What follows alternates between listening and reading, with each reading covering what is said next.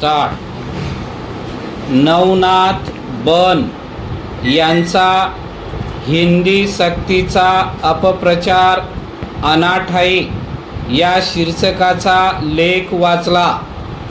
त्या लेखाचे पहिलेच वाक्य खोटे आहे, त्यामुळे पुढे जाऊन तो लेख पूर्ण वाचावयाची इच्छाच होईना। परंतु नवनाथ बन हे राज्यात आणि देशात सत्तेवर असलेल्या पक्षाचे राज्य माध्यम विभाग प्रमुख असल्याने त्यांचे म्हणणे समजावून तर घ्यावे लागेलच, आणि त्यात ते काही भ्रम पसरविण्याचा प्रयत्न करीत असतील तर त्याची फोड करून सांगावी लागेल। परिच्छेद।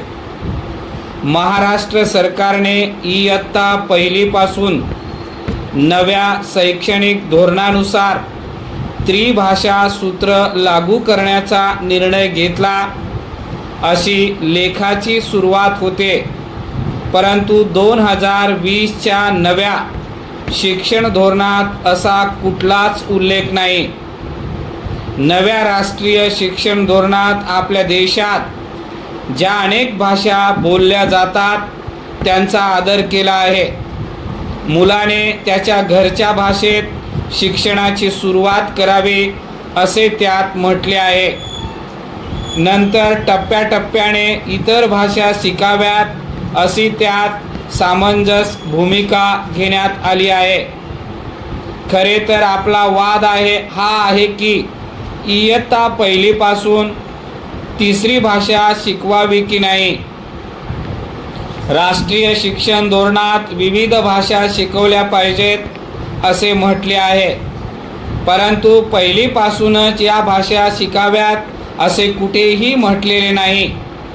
त्यानंतर 2 वर्षांनी जो राष्ट्रीय अभ्यासक्रम आराखडा आला त्यातही असे काही म्हटलेले नाही। इतकेच कशाला, महाराष्ट्र शासनाच्या 2024ला प्रकाशित झालेल्या राज्य पायाभूत शिक्षण अभ्यासक्रमात ही तसा उल्लेख नाही।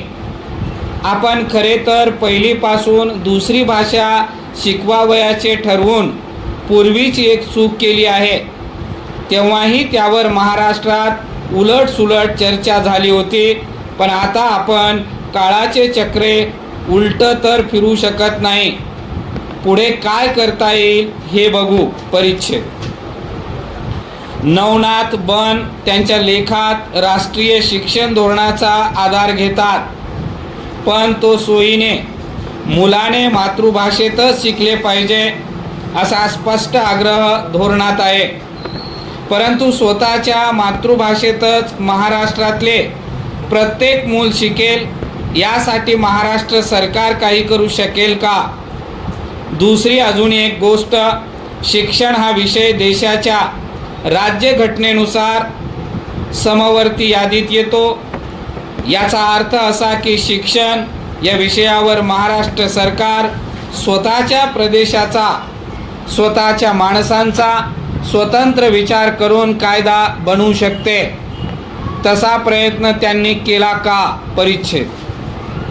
त्रिभाषा सूत्र कसे संपूर्ण देशात स्वीकारले आहे हे सांगताना नवनाथ बन यांनी द इंडियन एक्सप्रेसमधल्या एका वृत्ताचा संदर्भ दिला आहे आणि त्यातली आपल्या सोयीची वाक्ये तेवढी नमूद केली आहेत।